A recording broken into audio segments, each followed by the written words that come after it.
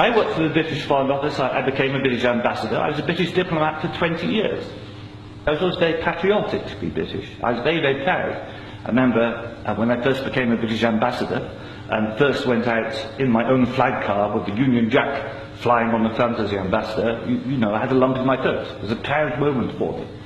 It was only 6 months after that I discovered that in the country where I was ambassador, we and the Americans were shipping people in order for them to be tortured. And some of them were tortured to death. Now, as you may imagine, my worldview changed. It was at the same time, about a month later, we invaded Iraq against the will of the Security Council. Not just without permission of the Security Council, but in the full knowledge that if it had gone to the Security Council, we would have been voted down. And I, as a British diplomat, saw all the internal memos that went through that decision. I know for certain, I used to be head of the FCO unit that monitored Iraqi weapons of mass destruction. I know for certain, I can tell you, that they knew there weren't any. It wasn't a mistake, it was a lie. I think it is impossible to be proud of the United Kingdom.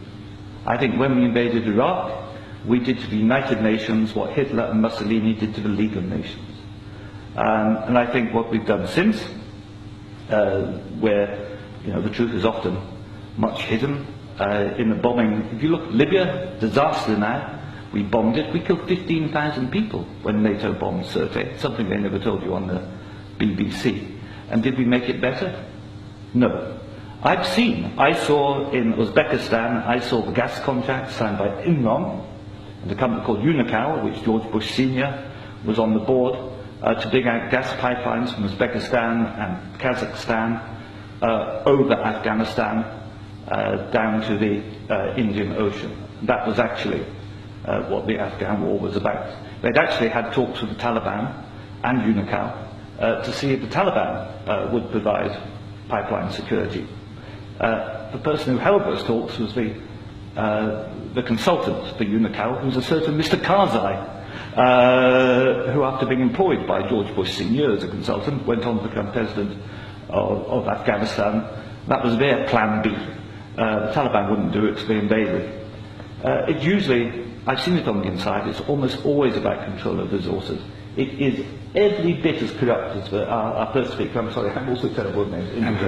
You are absolutely right, Andrew. And I can tell you it's not an academic construct. The system stinks. Westminster stinks. The British government is deeply, deeply immoral.